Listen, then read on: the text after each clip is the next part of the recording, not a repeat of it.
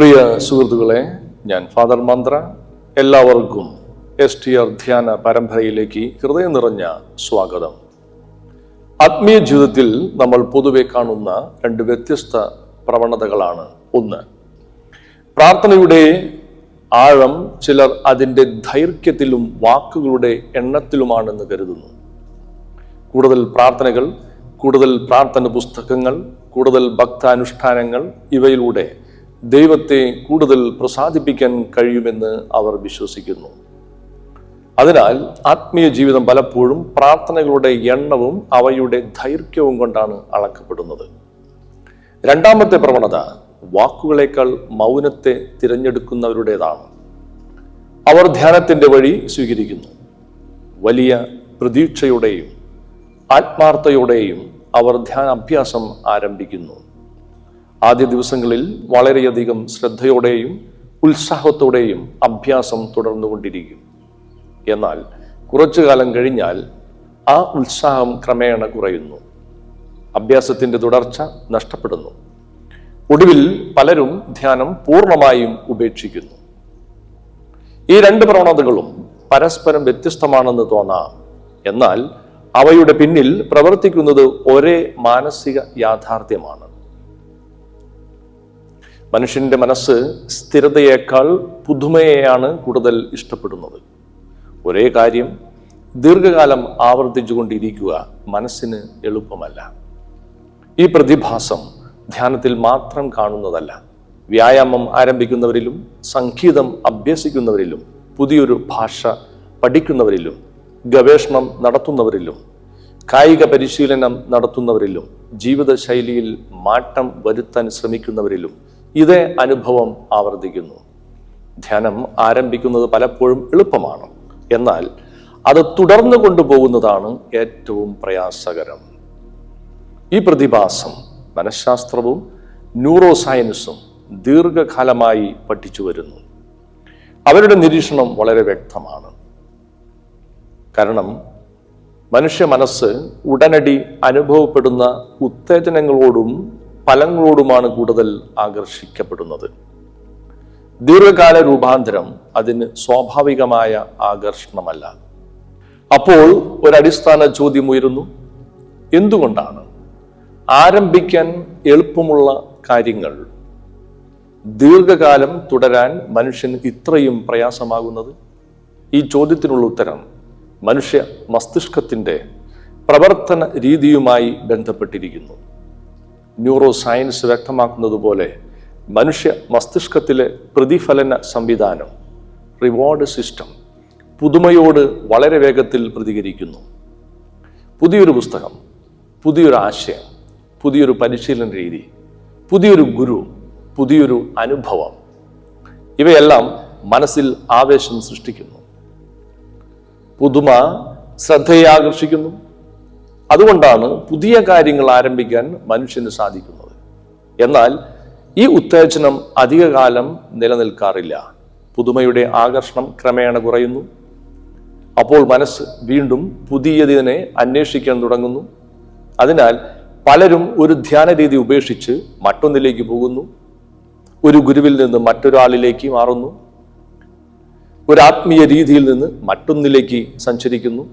ഇതിനുള്ള കാരണം ആദ്യം ഉണ്ടായിരുന്ന പുതുമ അവസാനിച്ചതാണ്. ഇവിടെയാണ് ഒരു വലിയ തെറ്റിദ്ധാരണ സംഭവിക്കുന്നത്. പലരും പുതുമയെ വളർച്ചയായി തെറ്റിദ്ധരിക്കുന്നു. എന്നാൽ പുതുമയും വളർച്ചയും ഒരുപോലെയല്ല.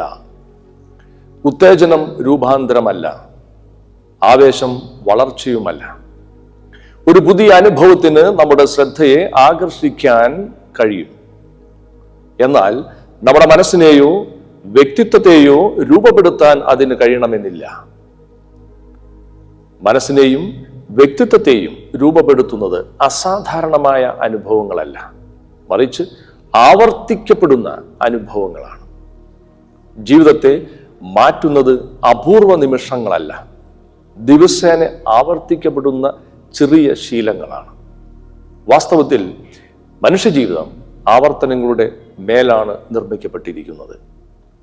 നടക്കാൻ പഠിച്ചതും, സംസാരിക്കാൻ പഠിച്ചതും, എഴുതാൻ പഠിച്ചതും, സംഗീതം അഭ്യസിച്ചതും, ഒരു തൊഴിൽ വൈദഗ്ധ്യം നേടിയതും ഇവയൊന്നും ഒറ്റ ദിവസത്തെ പരിശ്രമത്തിൻ്റെ ഫലമല്ല.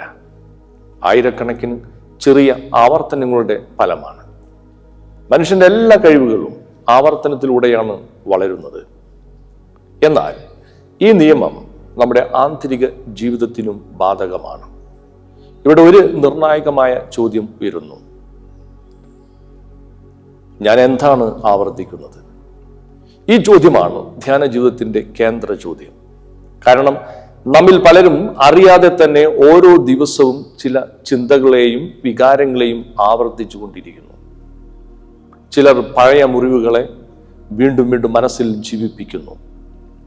ചിലർ വർഷങ്ങൾക്ക് മുമ്പ് കേട്ട അപമാന വാക്കുകൾ ഇന്നും ആവർത്തിക്കുന്നു. ചിലർ സംഭവിക്കാത്ത ഭാവിയെക്കുറിച്ചുള്ള ഭയങ്ങളെ ഓരോ ദിവസവും പോഷിപ്പിക്കുന്നു. മറ്റു ചിലർ മറ്റുള്ളവരുടെ തെറ്റുകളെക്കുറിച്ചുള്ള ചിന്തകളിലും സംഭാഷണങ്ങളിലും നിരന്തരം മുഴുകുന്നു. ക്രമേണ ഈ ആവർത്തനങ്ങൾ അവരുടെ വ്യക്തിത്വത്തിന്റെ ഭാഗമായി മാറുന്നു. ഒരു വ്യക്തി ദിവസേന പരാതിപ്പെടുകയാണെങ്കിൽ പരാതി അയാളുടെ സ്വഭാവമായി മാറുന്നു. ദിവസേന ഭയത്തെ ആവർത്തിക്കുന്ന ഒരാൾ ലോകത്തെ മുഴുവൻ ഭയത്തിന്റെ കണ്ണിലൂടെ കാണാൻ തുടങ്ങുന്നു. നിരന്തരം മറ്റുള്ളവരുടെ കുറവുകളെക്കുറിച്ച് സംസാരിക്കുന്ന ഒരാൾക്ക് നന്മയേക്കാൾ കുറവുകളാണ് കൂടുതൽ വ്യക്തമായി കാണാൻ തുടങ്ങുന്നത്. ഇത് വെറും ആത്മീയ നിരീക്ഷണമല്ല. മനഃശാസ്ത്രവും ന്യൂറോ സയൻസും ഇതിനെ സ്ഥിരീകരിക്കുന്നു. മനുഷ്യ മസ്തിഷ്കം ആവർത്തിച്ച് ലഭിക്കുന്ന വിവരങ്ങളാണ് പ്രധാനപ്പെട്ടവയായി കണക്കാക്കുന്നത്. അതിനനുസരിച്ച് അതുമായി ബന്ധപ്പെട്ട നാഡീ ബന്ധങ്ങൾ, ന്യൂറൽ കണക്ഷൻസ് ക്രമേണ ശക്തിപ്പെടുന്നു. ഈ കഴിവിനെയാണ് ന്യൂറോ പ്ലാസ്റ്റിസിറ്റി എന്ന് വിളിക്കുന്നത്. അതിനർത്ഥം നമ്മുടെ മസ്തിഷ്കം ഒരിക്കൽ രൂപപ്പെട്ട് അവസാനിക്കുന്ന ഒരു അവയവമല്ല, മറിച്ച് ആവർത്തിച്ചുള്ള അനുഭവങ്ങൾക്കനുസരിച്ച് അത് നിരന്തരം സ്വയം പുനഃസംഘടിക്കപ്പെടുന്നു. അതുകൊണ്ട് ഒരു ചിന്തയെ നാം വീണ്ടും വീണ്ടും ആവർത്തിക്കുമ്പോൾ ആ ചിന്തയുടെ സ്വാധീനം കൂടുതൽ ആഴത്തിലാകുന്നു. ഒരു വികാരത്തെ നിരന്തരം പോഷിപ്പിക്കുമ്പോൾ ആ വികാരവുമായി ബന്ധപ്പെട്ട നാഡീപാതകൾ കൂടുതൽ ശക്തമാകുന്നു. ഒരു പ്രവൃത്തി വീണ്ടും വീണ്ടും ചെയ്യുമ്പോൾ അത് ക്രമേണ നമ്മുടെ സ്വഭാവത്തിന്റെ ഭാഗമായി മാറുന്നു. അതിനാൽ നമ്മുടെ ആന്തരിക ജീവിതത്തെ രൂപപ്പെടുത്തുന്നത് ആവർത്തനമാണ്.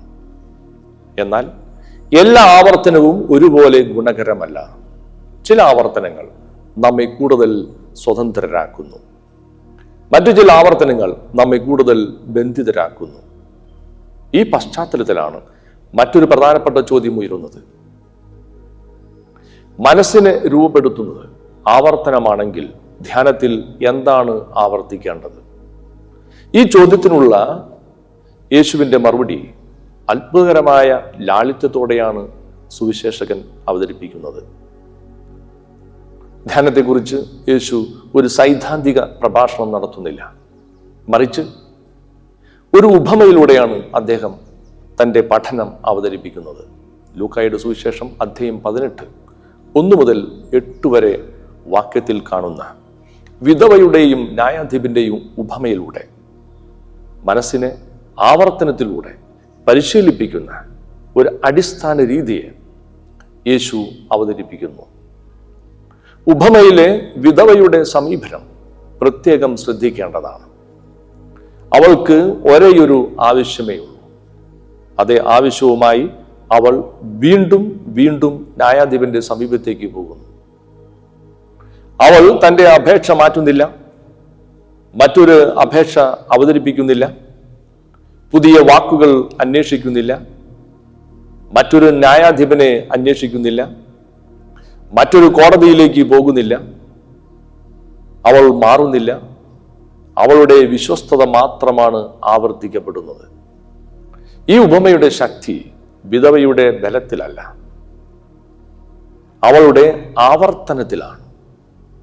അവളുടെ ആവർത്തനം പരാതിയുടെ ആവർത്തനമായിരുന്നില്ല, നിരാശയുടെ ആവർത്തനമായിരുന്നില്ല, നാശം വിതയ്ക്കുന്ന ആവർത്തനമായിരുന്നില്ല. അവളുടെ ആവർത്തനത്തിന് ഒരു ലക്ഷ്യമുണ്ടായിരുന്നു, ഒരു ദിശയുണ്ടായിരുന്നു, ഒരു സത്യമുണ്ടായിരുന്നു. അവൾ വീണ്ടും വീണ്ടും ന്യായത്തിലേക്ക് മടങ്ങി വന്നു. വീണ്ടും വീണ്ടും തൻ്റെ അപേക്ഷയിലേക്ക് മടങ്ങി വന്നു. അവളുടെ ആവർത്തനം ക്രമേണ ഒരു മാറ്റം സൃഷ്ടിച്ചു. അവൾ അസാധാരണമായ എന്തെങ്കിലും ചെയ്തില്ല. അസാധാരണമായ സ്ഥിരത മാത്രമാണ് അവൾ പ്രകടിപ്പിച്ചത്. ഇവിടെ ന്യായാധിപൻ നമ്മുടെ വർഷങ്ങളായി രൂപപ്പെട്ട മാനസിക ഘടനയെയാണ് സൂചിപ്പിക്കുന്നത്. നമ്മുടെ ശീലങ്ങൾ, നമ്മുടെ ഭയങ്ങൾ, പ്രതികരണ രീതികൾ, സ്വയം രൂപപ്പെടുത്തിയ വിശ്വാസങ്ങൾ, അഹങ്കാരത്തിൻ്റെ മാതൃകകൾ, ഇവയെല്ലാം ഒരു ദിവസം കൊണ്ട് രൂപപ്പെട്ടതല്ല. അതുകൊണ്ട് അവ ഒരു ദിവസം കൊണ്ട് മാറുകയും ചെയ്യുകയില്ല. വിധവ ഓരോ ദിവസവും അതേ ന്യായാധിപന്റെ മുമ്പിൽ എത്തിയതുപോലെ ധ്യാനിയും ഓരോ ദിവസവും തൻ്റെ മനസ്സിലേക്ക് മടങ്ങി വരുന്നു. ഓരോ ദിവസവും അതേ അഭ്യാസം, അതേ ശ്രദ്ധ, അതേ തിരിച്ചുവരവ്. സ്നേഹിതരെ, ഇവിടെയാണ് ധ്യാനത്തിൻ്റെ ശക്തി ഒളിഞ്ഞിരിക്കുന്നത്. ഓരോ തിരിച്ചുവരവും മനസ്സിൻ്റെ ആന്തരിക ഘടനയിൽ ചെറിയൊരു മാറ്റം സൃഷ്ടിക്കുന്നു. ആ മാറ്റങ്ങൾ ആദ്യം കാണാൻ കഴിയില്ല, എന്നാൽ അവ നടക്കാതിരിക്കുന്നതുമില്ല. മണ്ണിനടിയിൽ വിത്ത് മുളയ്ക്കുമ്പോൾ പുറത്ത് ഒന്നും കാണാൻ കഴിയുന്നില്ല, എന്നാൽ ജീവൻ പ്രവർത്തിച്ചു കൊണ്ടിരിക്കുന്നു. അതുപോലെ തന്നെയാണ് ധ്യാനം. നിശബ്ദമായി, പതുക്കെ, തുടർച്ചയായി. ധ്യാനം മനസ്സിൽ എന്തെങ്കിലും പുതിയത് നിറയ്ക്കാനുള്ള ശ്രമമല്ല, മറിച്ച് നമ്മുടെ മനസ്സ് അറിയാതെ ആവർത്തിച്ചു കൊണ്ടിരിക്കുന്ന ചിന്തകളെ തിരിച്ചറിയുകയും അവയ്ക്ക് പകരം ബോധപൂർവമായ ഒരു വിശുദ്ധ ആവർത്തനം, സേക്രഡ് റെപ്പറ്റീഷൻ തിരഞ്ഞെടുക്കുകയും ചെയ്യുന്ന ഒരു ആന്തരിക പരിശീലനമാണ്. സ്നേഹമുള്ളവരെ, അതായത് ധ്യാനം പുതിയ അനുഭവങ്ങൾ സൃഷ്ടിക്കാനുള്ള ഒരു സാങ്കേതിക വിദ്യയല്ല. മനസ്സിനെ ആവർത്തനത്തിലൂടെ പരിശീലിപ്പിക്കുന്ന ഒരു ദീർഘകാല അഭ്യാസമാണ് ധ്യാനം. ഒരു വിത്ത് ദിവസേന സ്ഥലം മാറ്റിയാൽ അത് വേരുറയ്ക്കുകയില്ല. ഒരു ചെടി ഓരോ ആഴ്ചയും പറിച്ചു നട്ടാൽ അത് വളരുകയില്ല. അതുപോലെ നമ്മുടെ മനസ്സും ആഴം രൂപപ്പെടുന്നത് തുടരുന്ന സ്ഥലത്താണ്. അതുകൊണ്ട് ഇന്ന് STR ധ്യാനം നമ്മെ ഒരു ലളിതമായ തീരുമാനത്തിലേക്കാണ് ക്ഷണിക്കുന്നത്. പുതിയത് അന്വേഷിക്കുന്നതിന് മുമ്പ് നമ്മുടെ ഉള്ളിൽ സ്ഥിരത നേടുക. ഫലം അന്വേഷിക്കുന്നതിന് മുമ്പ് പ്രക്രിയയിൽ വിശ്വസിക്കുക. അനുഭവങ്ങളെ പിന്തുടരുന്നതിനേക്കാൾ അഭ്യാസത്തെ തുടരുക. കാരണം ആവർത്തനം വളർച്ചയുടെ എതിരാളിയല്ല, ആവർത്തനമാണ് വളർച്ചയുടെ അടിസ്ഥാനം. നമുക്ക് STR ധ്യാനം അഭ്യസിക്കാം. സാവധാനം നിങ്ങളുടെ കണ്ണുകൾ അടയ്ക്കുക. ഈ 2 മിനിറ്റിൽ ഒരു കാര്യം മാത്രം ചെയ്യാം. നിങ്ങളുടെ കൈവശമുള്ള ബീഡ് മാല ഡിവൈസ് വലത് കൈയിൽ പിടിക്കുക. ഇടത് കൈയിലെ 3 വിരലുകൾ ഉപയോഗിച്ച് ഒരു ബീഡ് മെല്ലെ സ്പർശിക്കുക. ശാന്തമായി ആവർത്തിക്കാം. ജീസസ്. ഇപ്പോൾ വിരലുകൾ മെല്ലെ വിടുക.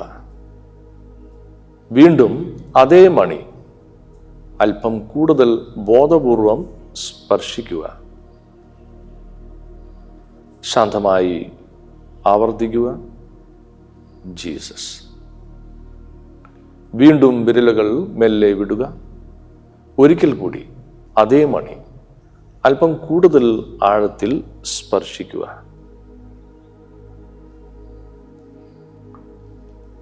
ശാന്തമായി ആവർത്തിക്കുക. ജീസസ് ദ വേ. ഉപമയിലെ വിധവ വീണ്ടും വീണ്ടും അതേ ന്യായാധിപന്റെ അടുക്കൽ മടങ്ങിയതുപോലെ നിങ്ങളുടെ മനസ്സിനെയും വീണ്ടും അതേ വിശുദ്ധ വാക്കിലേക്ക് തിരികെ കൊണ്ടുവരിക. Jesus, Jesus, Jesus the way. ധ്യാനത്തിൻ്റെ ശക്തി പുതിയ വാക്കുകളിലല്ല, വിശ്വസ്തമായ ആവർത്തനത്തിലാണ്. ധ്യാനത്തിൻ്റെ വിജയം അസാധാരണമായ അനുഭവങ്ങളിലല്ല, ഒരേ വിശുദ്ധ വാക്കിലേക്ക് വീണ്ടും വീണ്ടും മടങ്ങി വരുന്നതിനാലാണ്. എസ്റ്റേർ ധ്യാനത്തിൽ നാം ആവർത്തിക്കുന്നത് ഒരു വിശുദ്ധ ശബ്ദമാണ്. ജീസസ്, ജീസസ്, ജീസസ് ദ വേ. സാവധാനം നമ്മുടെ കണ്ണുകൾ നമ്മൾക്ക് തുറക്കാം. ഓരോ ആവർത്തനവും യേശുവിലേക്കുള്ള ഒരു തിരിച്ചുവരവാണ്. ഈ തിരിച്ചുവരവ് വീണ്ടും വീണ്ടും സംഭവിക്കുമ്പോൾ യേശു നമ്മുടെ ശ്രദ്ധയുടെ കേന്ദ്രമായി മാറുന്നു.